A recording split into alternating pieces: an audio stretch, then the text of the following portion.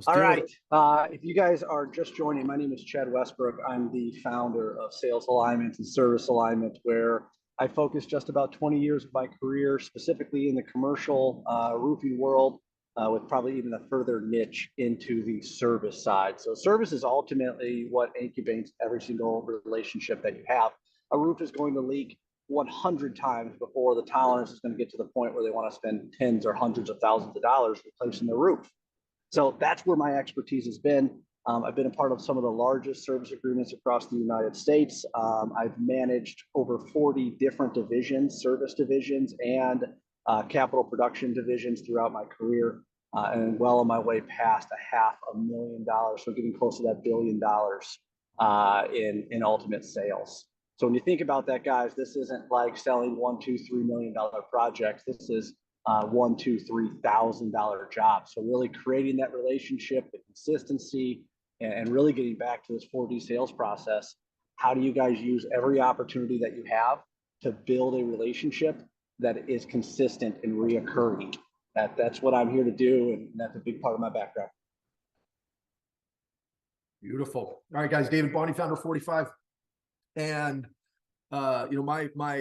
my journey and my focus over the last 15 to 20 years in sales is really about creating systems and processes. And that came from being in senior leadership positions over multiple revenue divisions in companies backed by private equity, backed by venture capitalists. And these people put ungodly expectations on those companies because they're going to come in and give you $50 million, but they want to exit within 3 to 4 years. They got to get you public. They have to make sure that you IPO. And to do that, the goals and demands that they put on you guys, this is a little early, these white hairs, but it's really a lot of stress and a pressure cooker of an environment that really forced us to figure things out. And within my tenure, I've helped companies grow to $100 million plus. I do fractional work in the trades, in the commercial roofing space, giving those same systems and processes so those companies can thrive easier from a revenue perspective. And that's why I'm here joining you guys today here with Chad, so we can deliver the same content to you guys.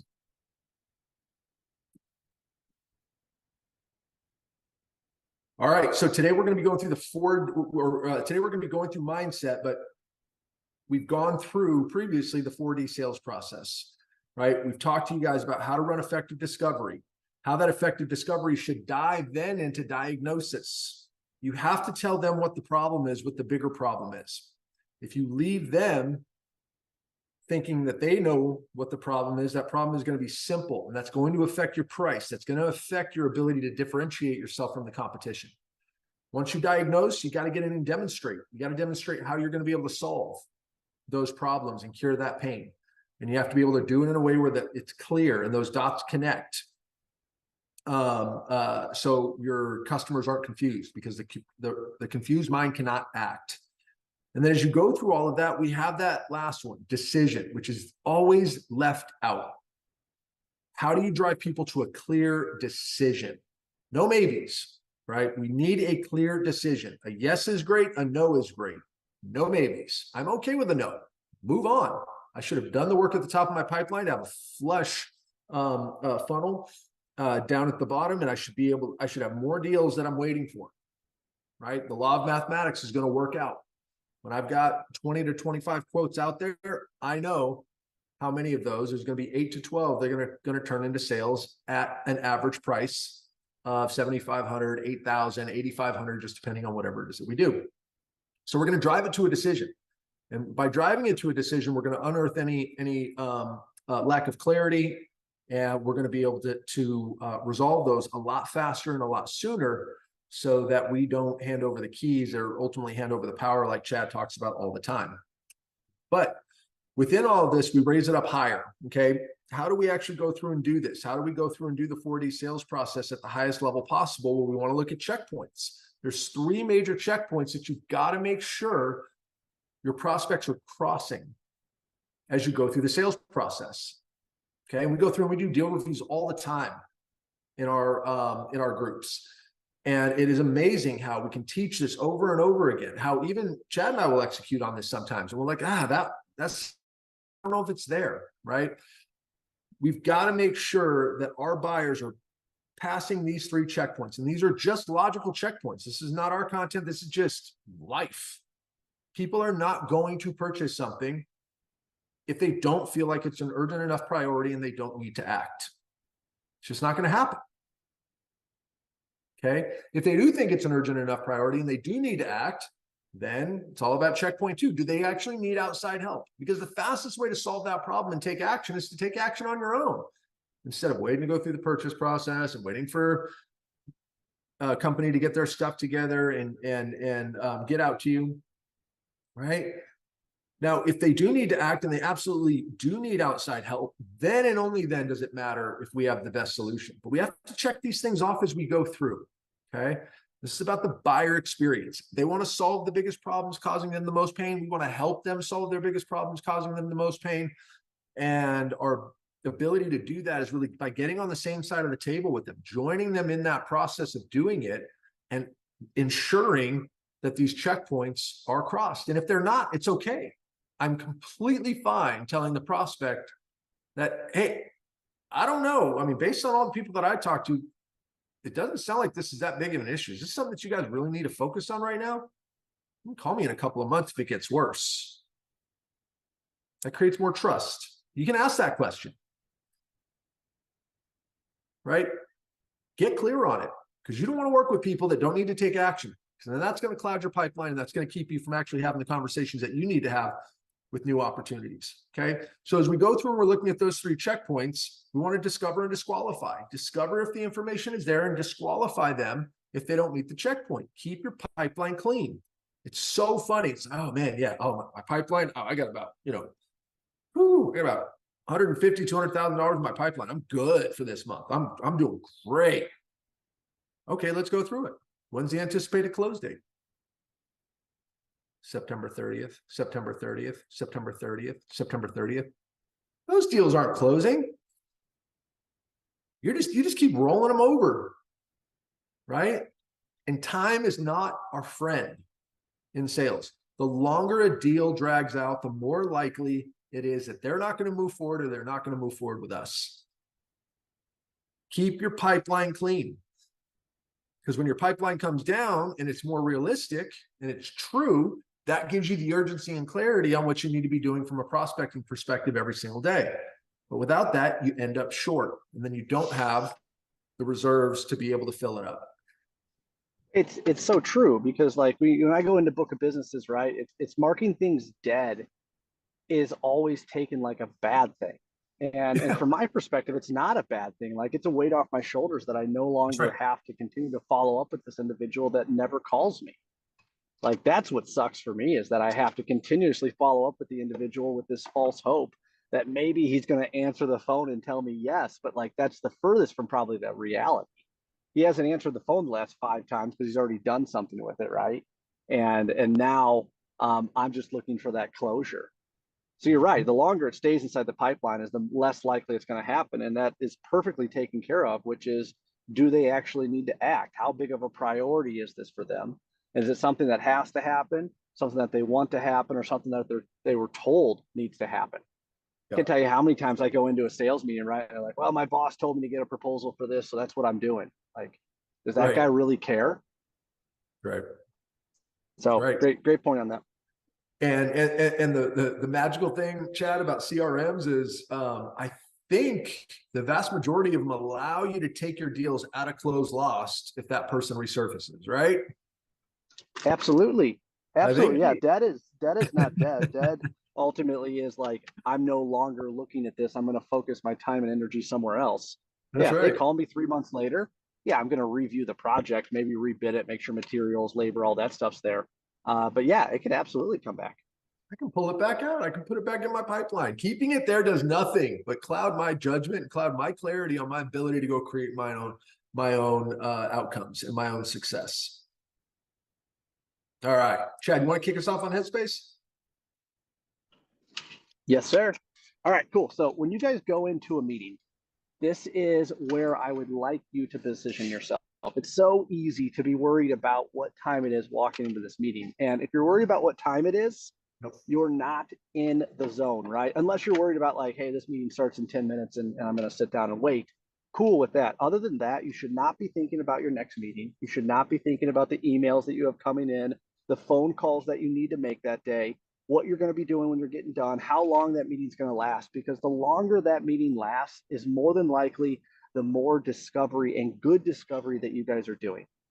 The best thing that can ever happen is you go into a meeting for 30 minutes and the client keeps you there for an hour or whatever might come from it. Those are great variables that are happening. So when you talk about your headspace, guys, you should not be thinking about your next meeting. So we've talked a little bit about calendars and setting up and time blocking and all that stuff. Do not hurt yourself by setting up back-to-back meetings where you know you're like, yeah, I think I can make that. Because that's just going to rush you out of your first appointment and into your second appointment. Or if it doesn't, it's going to make you late for your second appointment, which either way you fail, right? Spread it out. Make time to actually do. The best thing that you can do is under promise and over deliver, right? Which is, hey, I'll be there by 3 o'clock, and you give them a call and say, hey, I'm actually running a little bit behind. Do you want to meet at 2? That's a value that you can offer. Very rarely is there a value that you offer when you say, hey, it's 2 o'clock. I won't be there till 3. Is that okay? So you can control all of these expectations, but you can only do it with good communication. Hey, Chad. Emails. Yes, sir. Let me just add one thing to that, because it's an amazing point, guys. We talk all the time about our conversations, how you cannot allow the prospect to control the sales conversation. You're there, right? As a patient, we don't go in and control the doctor visit. We can't allow our prospects to control the conversation, and that's why we got to take control of the agenda right off the top. We talk a ton about that in the previous sessions. Same thing here. Do not let your prospects control your calendar. Don't let them pressure you into, oh, this is the absolute only time that I have, right? And it's not, I'm not being an absolutist 100%. When you've got to, you have to. That's completely fine. And it should absolutely be the exception and not the rule. You take control over your calendar. You have confidence about, I'm going to set this meeting when I need to set this meeting to set myself up and you up for success, because that's the balance that I'm constantly trying to toe. So, and you're right. So I'm just going to go one step deeper inside this, right? So we always use the doctor analogy. You're going into the doctor, you're going to see a specialist. Are you going to walk inside his office and all of a sudden just demand instant? It's not going to happen, right? Your commodity contractors might be able to do that, right? Yeah, we'll send somebody out there and they go out there and they fix the perception, right? But if you guys truly want to be able to go in and sell bigger contracts and not just be a time and material contractor, you guys have to solve a problem or help your client get to a goal.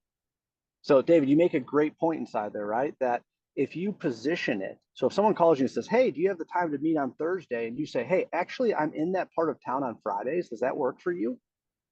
You have the ability to, again, control your schedule, control your thinking. So emails, guys, I'll tell you a real life scenario. I bought an Apple Watch when it first came out, and I made the mistake of actually setting up notifications on it. And the only thing that happened is like my anxiety went through the roof, because every time that I got an email, it dinged on my watch. And this is real story why I still don't have an Apple Watch to this day. I know you can turn emails off. I get it. That's not the point. It's a distraction. Yeah. So when I talk about emails, right, or next calls or phone calls or anything else like that, the Apple Watch was truly like, that was my worst nightmare, because it connected me so much to what was happening automatically that I actually became worse at what I did, because I was so just like constantly caught off guard. Email, phone call, text message, right?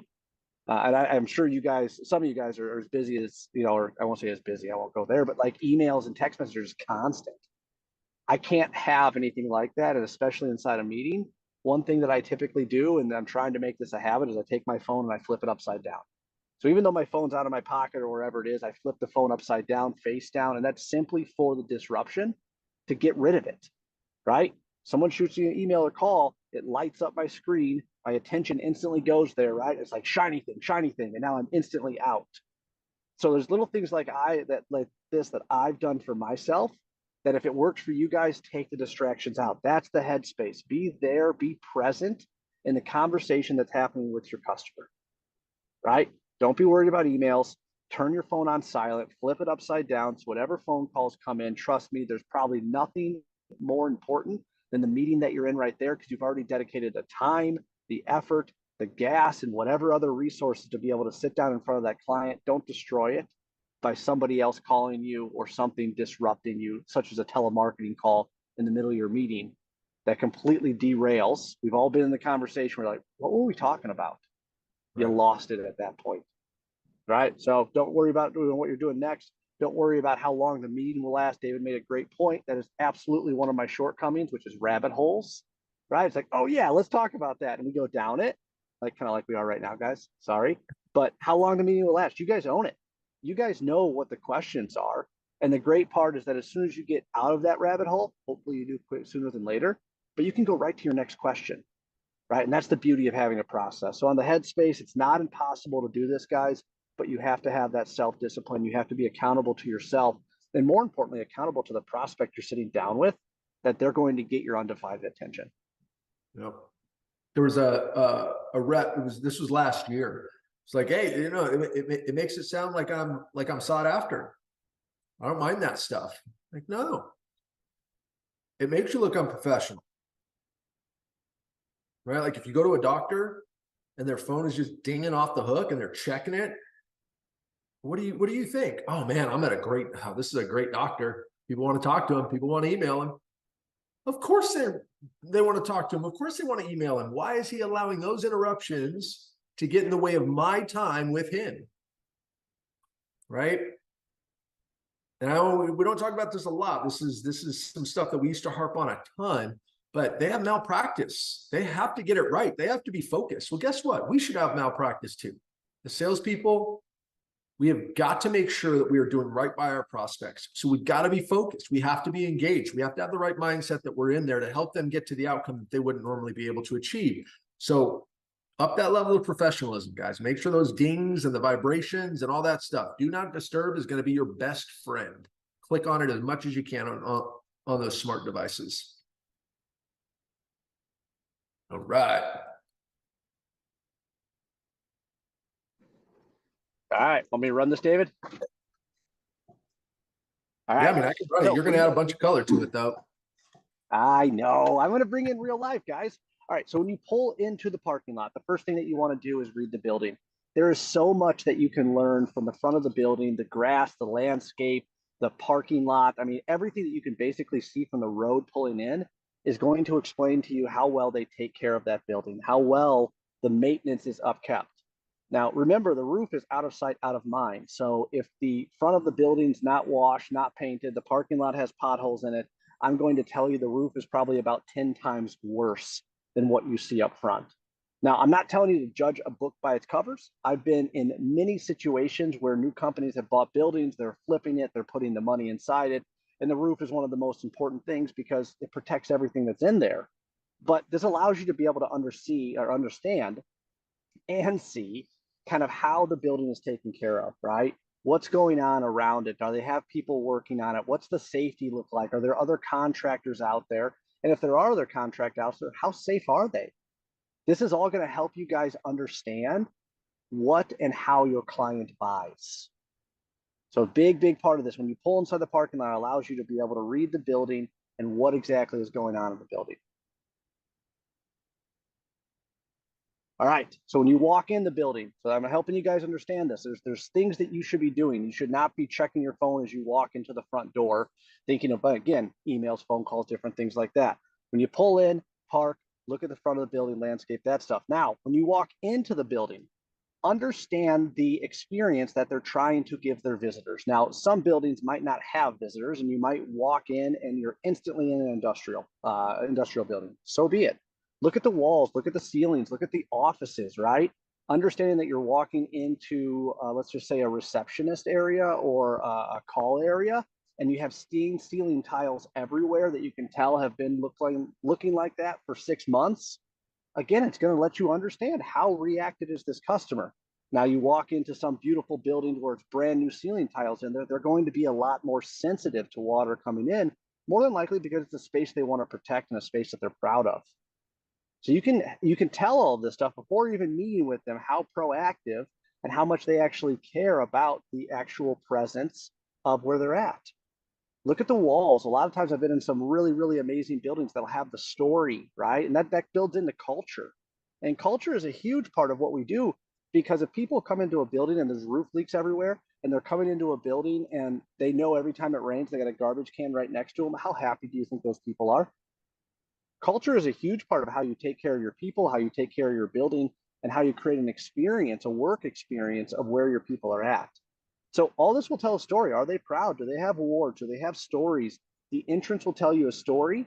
The outside will tell you how they maintain it and how they want to be presented from the road as you walk in. It's how they want you to feel. So it's a big, big part of it, that there's a lot that you can learn. And there's also a lot that you can do on a conversation piece, learning about some of the things that you can see when walking in that building. Come on now.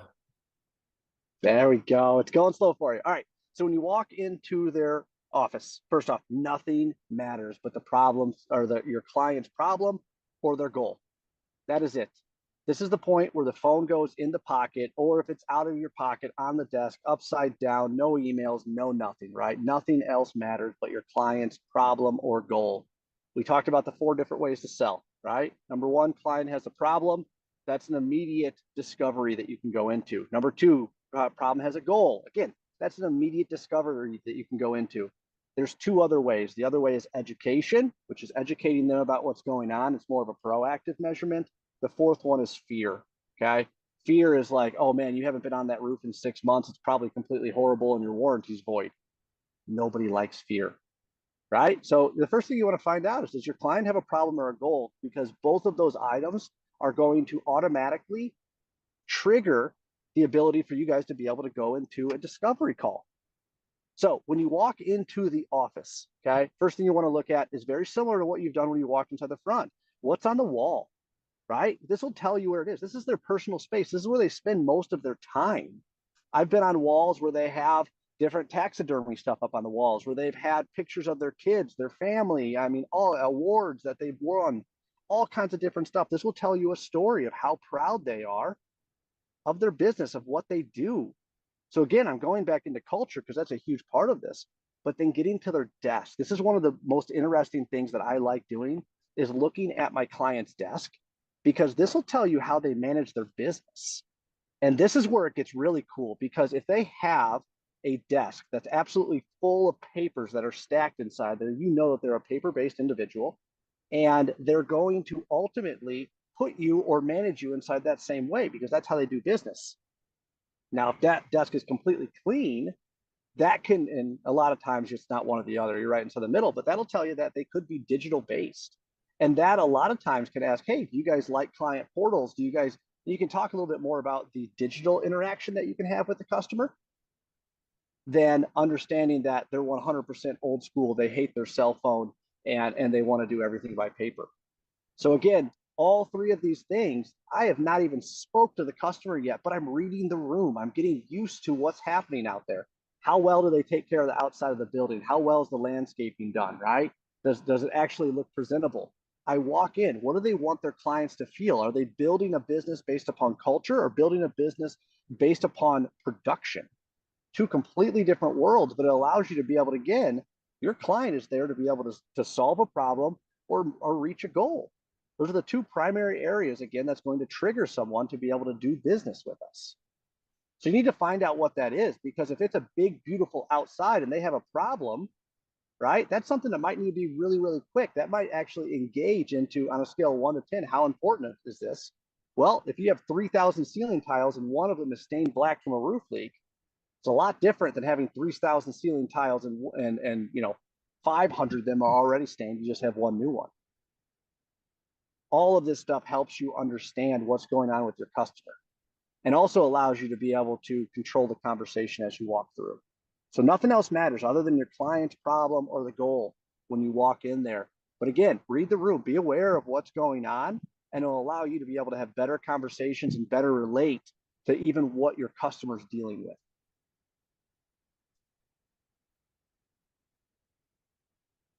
All right. So this is the part where I'm going to tell you guys to invest into yourself. And I get it's a way to be able to say, I don't have time for that, or I don't like reading, or wherever it is. I'm going to tell you that understanding different perspectives will honestly change the way that you guys do business. If you are not investing in some type of continued education, I don't care if it is webinars, I don't care if you're attending trade shows yourself, or if you're reading a book, and I can tell you my way is Audible. I spend too much time inside a vehicle to listen to the radio. And I say that because when I first started getting into, let's just say, really into continued education, I thought, I was like, man, there's no way I'm going to be able to go home at night after my day at work and then read a book. Like, that does not exist. I have 3 kids and they're all in sports, and like, that doesn't happen. So I started finding out where are the areas where I spend my time where I can actually invest into myself. And one of the first ones that I came out with, guys, was my ride to work. Now, my ride to work was 20 minutes. That's 40 minutes a day, almost an hour a day, right? That I was able to invest in. I'm able to be able to get through a 7-hour book in 2 weeks. It was absolutely phenomenal when I started repurposing that time. The second part where I did it was on my lawnmower. I have a riding lawnmower where I mow my yard, and literally I throw in noise canceling headphones and I jam out, not music, right? Audiobook for whatever I'm listening to for an hour and a half while I mow the yard. If you think about that, guys, I just ultimately created almost 6, 7 hours worth of continued education, that time that I was already investing, but I was not benefiting myself. Now, there's times where I listen to music, absolutely, mood or whatever the situation is. My wife and kids would kill me if they listened to an audiobook inside the car. But this is what I'm telling you guys. Find that space for you guys and invest into yourself. That's what you got to do. There's 3 different books. There's more than 3, but these are the 3 biggest ones that I'll say starting off. First off is the 4-Hour Work Week. Talks a lot about delegation, utilizing resources. I've had too many salesmen, owners, all kinds of different people say, I don't have time for that. And that's not true. We all have 24 hours. This focuses a lot on that. Getting things done is another great one that helps you on prioritizing and even getting rid of some of the tasks that don't push your business forward. And when I say your business, this can be your book of business. It doesn't, you don't have to be a business owner to be able to get something out of this.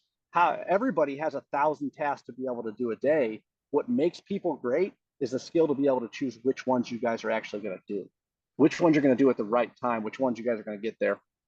And the last one is probably one of my favorite, Never Split the Difference. This one is a FBI hostage negotiator, international hostage negotiator, that when he messes up, it's going to be aggressive, guys, people die. We're lucky enough not to be in that environment, but when you take the skill and the art of negotiation and you put it inside life and death, it has a completely different side. So he talks about some of the different hostage negotiations that he had, some of the different techniques that he learned. And the coolest part about, I would probably say about a third or halfway through the book, he converts it into business and how you take these same negotiation tactics and put them into a way. And negotiation is ultimately making sure both sides win. Both sides get what they want. So when you do that, you can use these books to be able to get different perspectives. It can really, really help you open your eyes to sometimes when you say, hey, why my client didn't buy this? This didn't make any sense. This deficiency or this problem, he had to get it done. I don't understand why he doesn't do it. He doesn't have a choice but to do it. And let me tell you, every second he doesn't do it, it's his choice, guys. So how do you do that? How do you put yourself inside your client's shoes? You've got to learn from a different perspective. Now, David continues to be, I think David dropped one last week that he never recommended to me, so I haven't got to him on that one yet. But I have a ton of different books that have been absolutely massive to my development. And there are a boatload out there based upon what you like. These are 3 that I'm going to recommend to you guys that are going to kickstart you guys on learning how to delegate, learning how to negotiate, and learning how to prioritize. These are the three favorites that I've got. David, anything that stands out to you that outside of these? Maybe we throw buyer-centric selling on there for next time. What? Yeah. Maybe. I don't know. No. We'll see. The principle here, guys, and this is a life principle. I realize I'm not your dad. It's okay, but I am gray. I'm long in the tooth here. I'm here to teach. We're either growing or we're dying. It's just the way it is. Our skill set is either developing, we're expanding, or our skills our skill set is decreasing. It doesn't plateau, guys. We lose our edge. You have to continue to invest in yourself. And what's at stake is everything, because you're going to be on that downturn. And by the time you realize you're on that downturn and you've lost your edge, you're going to try to pull yourself back up. And it just takes too much time. Continual investment in yourself, continual growth is absolutely key. I don't care how long you've been in the game. I don't care how long you've been doing this. I don't care how old you are. It's so absolutely critical.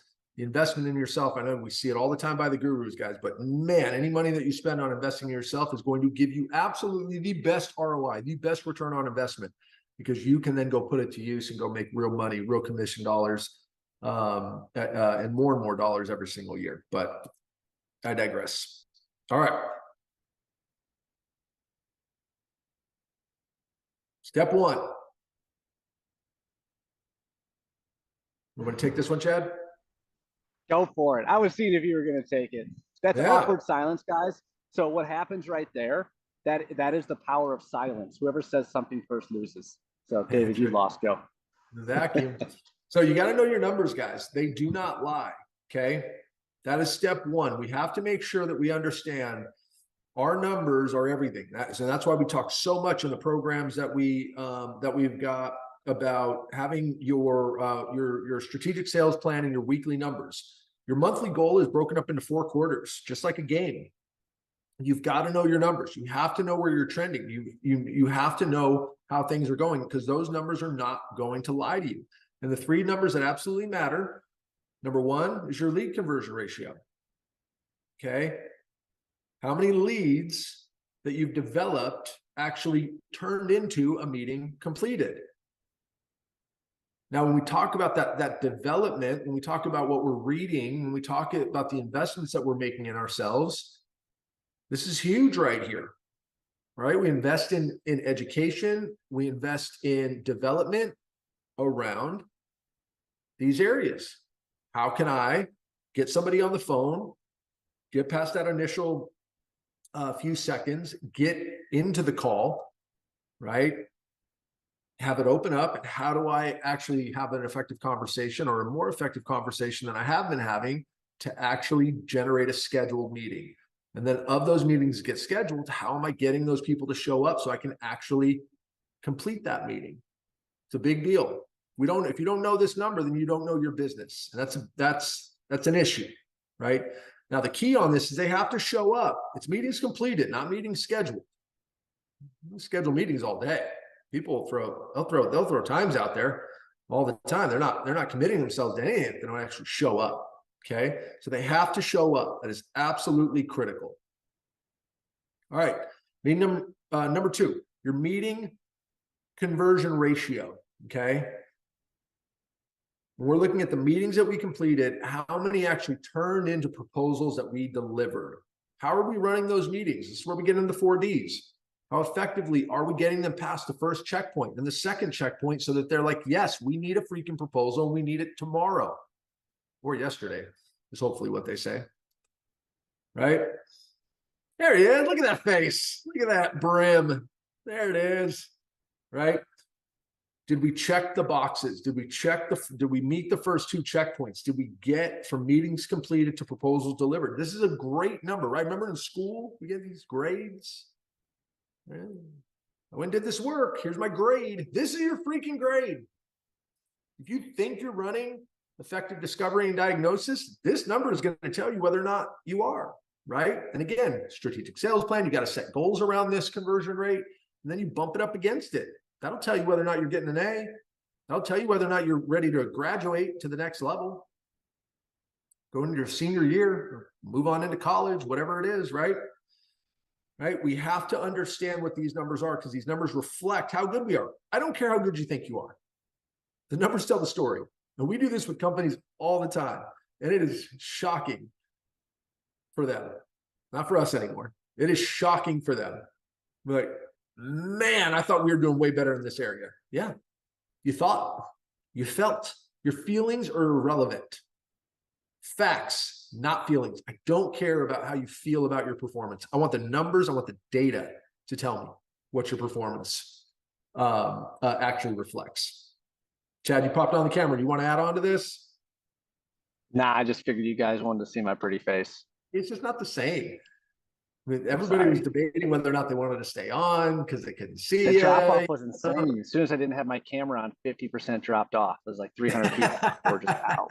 Just immediately. Jarring. All right, number 3, your quote conversion.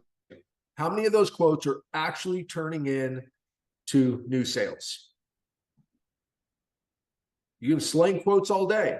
If they're not converting, something's wrong. They're choosing the competition. They're taking your proposal and giving it to Bob the maintenance man. They're sticking with their old vendor. Right? When it comes down to checkpoint 2, do they actually need outside help? And do we have the best solution? This is going to be your grade. This will be your score. This will tell you, are you good at it or not? Again, we don't care about your feelings. We don't care if you feel like you're great at pitching stuff. We don't care. This number is all we care about. David's aggressive. I No, know just David's it's the he's bubbly water, aggressive dude. today. The I bubbly water. apologize to everybody on here. David's aggression is just over the top. I do care. Okay, no, I'm kidding.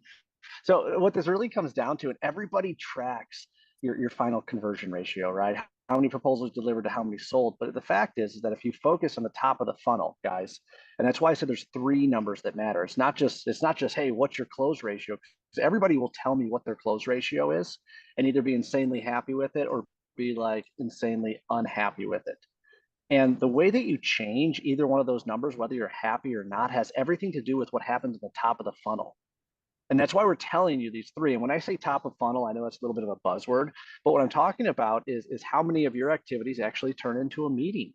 It's calling the right people at the right time, saying the right stuff, right? And not the right stuff, right? But having a good, consistent presentation that allows you to be of value rather than just be another annoying, sales call that shows up. It's like, no, thank you. We lease the building, right? And you're out. That's where you improve it. And that's where you make big differences in this. So if you guys are unhappy with your quote conversion ratio, I'm telling you, that's not your problem. It's further up inside the funnel that can affect and adjust these numbers. And that's why we told you these are the 3 primary numbers that matter. And David is right. The numbers are really what's there. Numbers don't lie, right? And when I say that is that when you say that you did 15 calls, it might hurt to say you only did 15 calls a day. But the fact is, that's the real reality, right? That's how many entries you put into the system. If you did more than that, then put more into the system. Because when you don't, what happens is all of the data, all of the things that are put in front of you are ultimately void or null.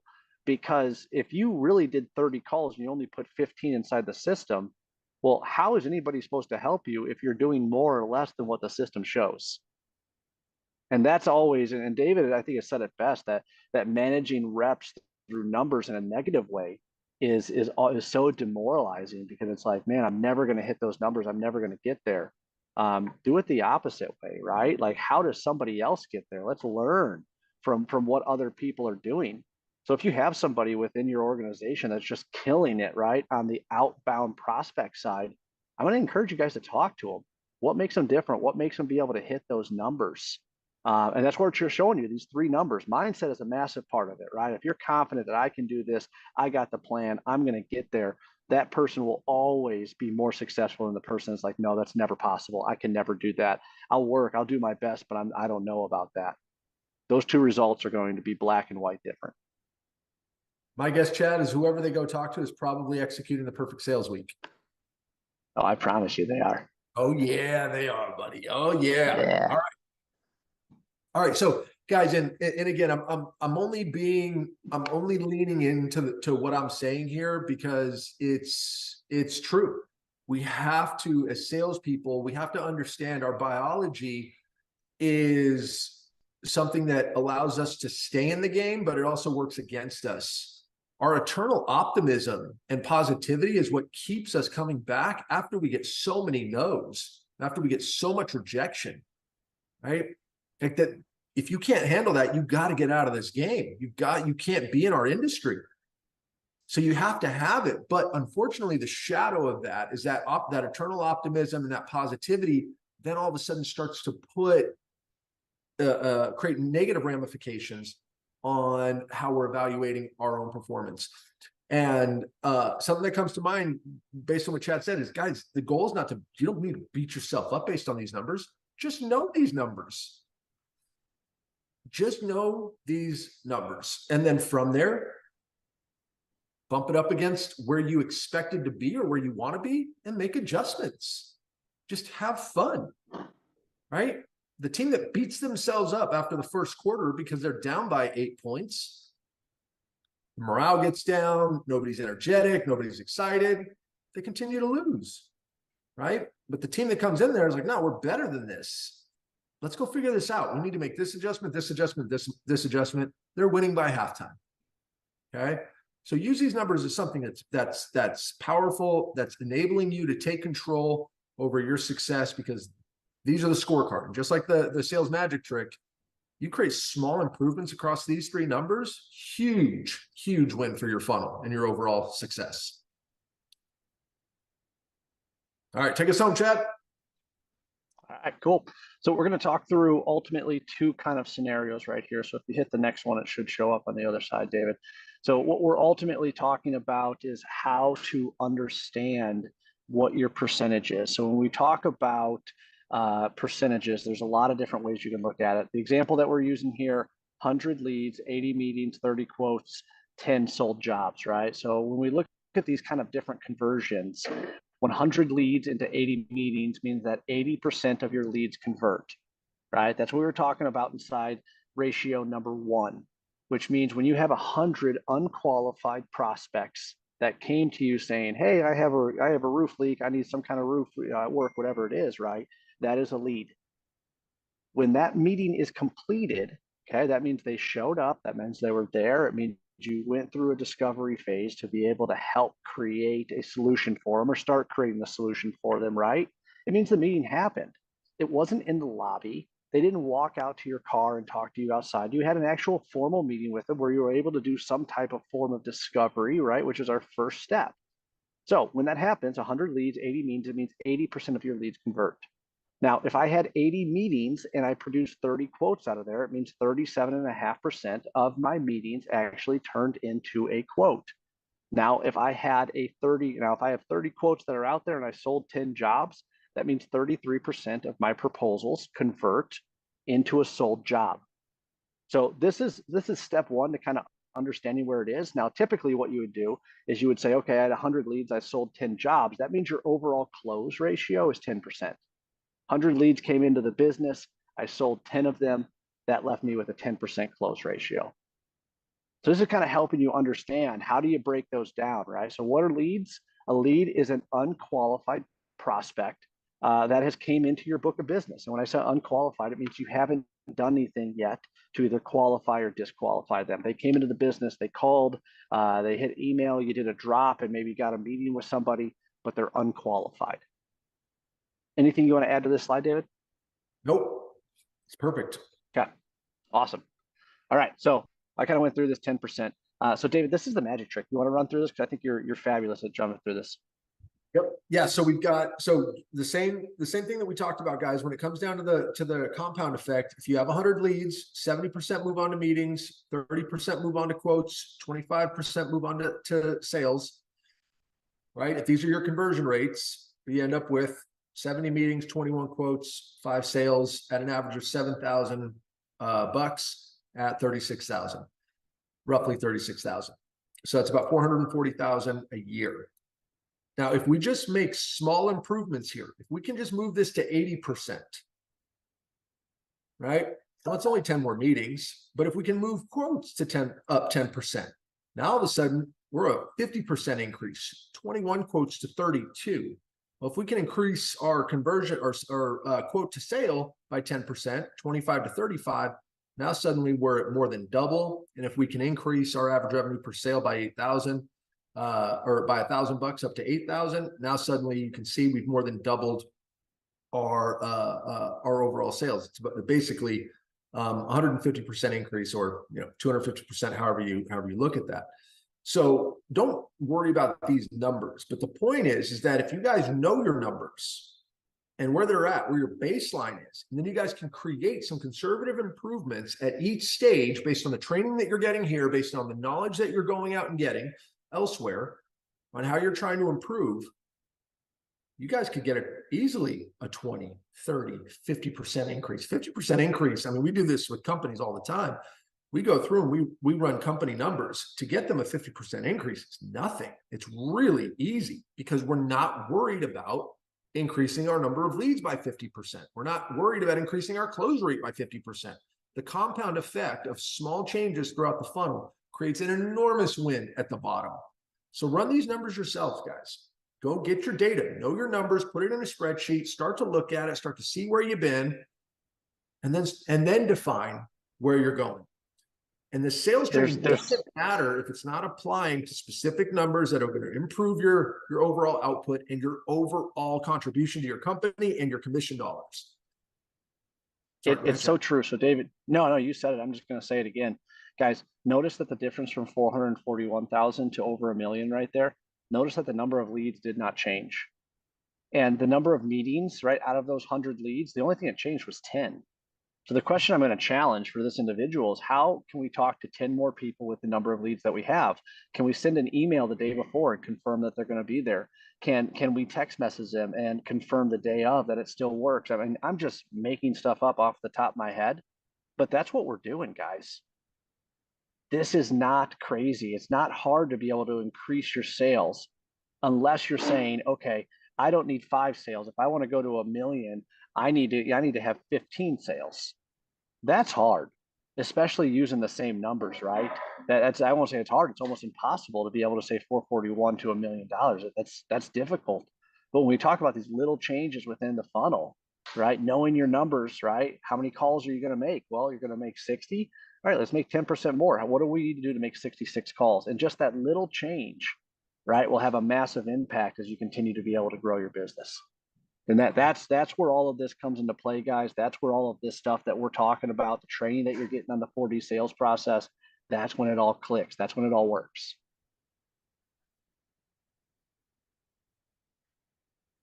All right. Go back to what Chad said. Cool. So it's all about, yeah, go ahead. Take us home. Yeah. So I know we're jumping to a little bit toward the end of our time. So I'll say the biggest thing that I'm going to tell you guys is discover and disqualify. If you want a higher close ratio, the one thing I'm going to tell you is get all of the crap, the sludge, the bad stuff out of the pipeline.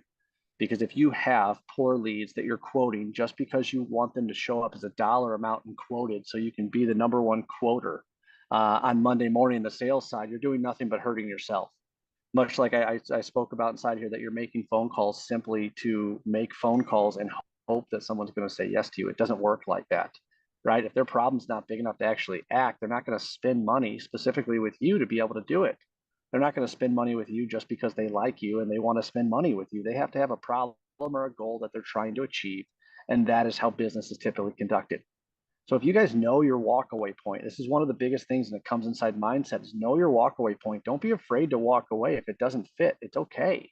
It allows you guys to be able to put your time, effort, and energy into someone else who might actually need your help, who needs your help, right? I joke around with a lot of the customers and clients that I work with, right? That there's somebody out there with a roof right now with roof leak saying, man, I wish I had someone that I could trust.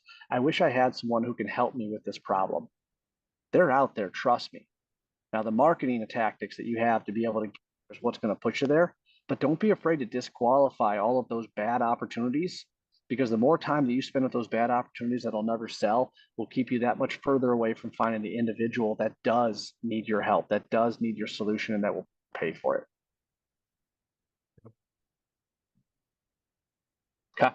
So jumping through this, guys, I know we've talked about it before, but there is an entire workspace that's available to you guys. So anybody who joins No Reps Left Behind, I think it said it into the beginning, I think we went over it, but all we ask is for you guys to be able to share what we do, share the information, take a clip of one of my clips that I post and share it and tag me in it, guys. That's all, the only thing I ask for you. And by doing that, we're going to give you guys access to ultimately this 45 app that allows you to be able to ask all of the questions, do it inside a way that allows you to be able to have insane consistency when asking the question. And then it lets you start seeing a lot of this stuff that we're talking about. We talk about 1 through 10. What's the priority level of it, right? You can see it right here. What's the ability level? Are they committed to doing it, right? Are the key decision makers present? When you talk about looking at your book of business in a different way, right now, book of businesses in our industry typically consist of date, status, maybe projected close and confidence percentage if you've manually put that in there, but there's not enough information to truly know how important is this job. There's no priority markers or anything on it. And that's ultimately what this allows us to do, is have that insane consistency. So every time we go into a meeting, we're asking the same questions, but it also allows you to be able to understand when I say, hey, what hot jobs are going to close this week? You can literally sort by that based upon the questions that you asked. So if you guys want access to it, you guys want to try this out, you guys want to use the app inside the field and deliver it to a customer, much like we've done on some of the earlier ones where I've actually presented it to you guys, this is all available. The only thing you have to do is take David or I's one of our posts, share it, tag us in it, and I'll get you access to it. Absolutely free. This is for you guys to be able to help raise your floor, understand what additional technologies out there, so you don't got to be a commodity, right? You don't have to deliver the PDF or the paper format or the paper, that's ultimately going to get lost on the desk. Yep. All right, guys, we're at time. Good. There we go. All right. So I've kind of already said it, but I'll say it again, guys. What I want from you guys is to be able to share this. Take a piece. What I want you guys to do is take a piece. I want you to share this, put it on Facebook, in the upper left-hand side, it's the Facebook group. Go ahead and join if you haven't done that yet. That's ultimately my place where I brain dump. The only thing I ask is that you guys give as much as you take. So if there's things that you want to know, things that you want to put inside there, all of those kind of funnel into the same place, and gives you guys kind of a place to where you're not going to be spammed with, I'm looking for subcontractors, but you get real value out of it, right? Real salesmen that are throughout the US that can take pieces of it and grow with it. So I appreciate you guys joining. We are at Teams. Ooh, the 3 numbers. Yeah, we can go through that real quick. All right, no problem. So let's go through it real quick. So number 1 was knowing your numbers. And David, I'm going to look at the question real quick. So we had a question that came through that said, can you quickly recap 3 numbers that matter again? All right, so 3 numbers. One is lead conversion ratio, which is how many leads that you had.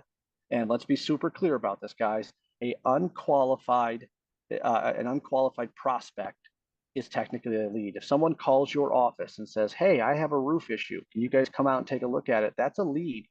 A lead does not turn into an opportunity until it has been qualified, right? Qualified that they have a problem, it aligns to your primary business, and you guys are starting to go through that whole discovery process. So number 1 is lead to conversion. So how many leads do you guys have to how many completed meetings, which means that lead went through those meetings. The second one is meeting conversion ratio. So the same thing we talked about, having those meetings. Now I'm talking about how many meetings do you run to how many proposals you delivered. Now, there's a lot of things that can change in here. You get out there and it's a wall issue, or it's a foundation issue, something like that, to where you don't deliver a proposal. That's the variable I'm looking for, guys. They don't show up to the meeting, whatever the variables are. That's what we're trying to find, because that's how we're going to kind of understand how well you guys do in converting these things. So number 2 is meeting conversion ratio. And then number 3 is the one that everybody tracks, which is quote conversion ratio, which is how many proposals did you deliver to how many proposals that you sold, right? So they signed on the dotted line. Now, the one thing that I'll tell you, especially on your close conversion ratio, is there's 2 things you need to look at. Number 1 is quantity, and number 2 is dollar amount. So when I say quantity, if you quote 5 jobs that equal $1 million, a lot of times I'm going by quantity, because one job, even though one job's 1,000 and one job is 5,000, it doesn't make one better than the other. So when you talk about having that percentage, I always go by quantity, not dollar amount, because again, $1 million job can greatly skew a close ratio based upon where that's going. So I'm going to make the recommendation that you guys look more at the quantity than the actual monetary side. But the third one is probably the most commonly tracked one, which is proposal delivered divided by proposal sold. And so awesome for the I would say that is the least important number. Agreed. When we train, in the fractional work, when we're driving people, we focus on this last. It's an important number. It is the least important number of the 3.